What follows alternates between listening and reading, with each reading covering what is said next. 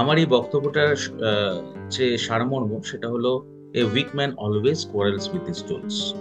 মানে বাংলাতে বলে নাচতে না জানলে উঠানের দোষ, আর হিন্দিতে বলে নাচ না জানো তো আঙ্গান টেরা। দেখো, একটা উদাহরণ দিই ডাক্তারের মানে শিক্ষকের, যেখানে আমি মনে করি ডাক্তারদের সাথে শিক্ষকদের বেশ কিছু মিল আছে। তারই মধ্যে একটা উদাহরণ আজ আমি তোমাদের দেব। যেমন ডাক্তার যখন কোনো একই রোগের জন্য, সেম রোগ, একই রোগের জন্য 2জন বা 10জন রোগীকে ওষুধ বা মেডিসিন প্রেসক্রাইব করছেন, হতে পারে সেই ওষুধ খেয়ে রোগীদের মধ্যে 100% সুস্থ হতে পারে, আহ, বা সেই মেডিসিন খেয়ে এটাও হতে পারে যে কেউ সুস্থ হয় বা কেউ সুস্থ হয় না। এই ব্যাপারটাও কিন্তু থাকে। মানে একজন ভালো হচ্ছে আর একজন ভালো হচ্ছে না। তাহলে এই ওষুধ খেয়ে ভালো হওয়া আর না হওয়ার গরমিলটা কেন? তাহলে কি ডাক্তার খারাপ?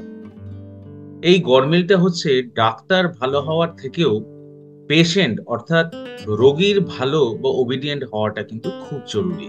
মানে সে কিভাবে ওষুধটা খাচ্ছে, নিয়ম করে খাচ্ছে, না পুরো ডোজটা কমপ্লিট করলো, তার উপরে কিন্তু পেশেন্ট বা রোগীর ওবিডিয়েন্সই ডিপেন্ড করে।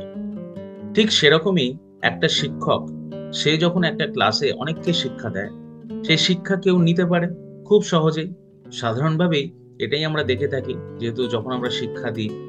আবার সেই শিক্ষা কেউ কোনোভাবেই নিতে চায় না বা নিতে পারে না, মানসিকভাবে শেখার ইচ্ছে বা ধারাবাহিকতার অভাবে। তখন প্রশ্ন ওঠে, শিক্ষকটা ভালো নাকি ভালো না? আমার কথা হচ্ছে, ছাত্র হিসেবে তোমায় যদি ভালো শিক্ষা নিতে হয়, তাহলে তোমায় আগে ভালো ছাত্র হতে হবে। তাহলে একজন ডাক্তারের সাথে একজন শিক্ষকের সম্পর্কটা কিন্তু একই সরল রেখায় দাঁড়িয়ে আছে। যেটা সমাজের পক্ষে ভালো না খারাপ, সেটা তোমরাই বলবে।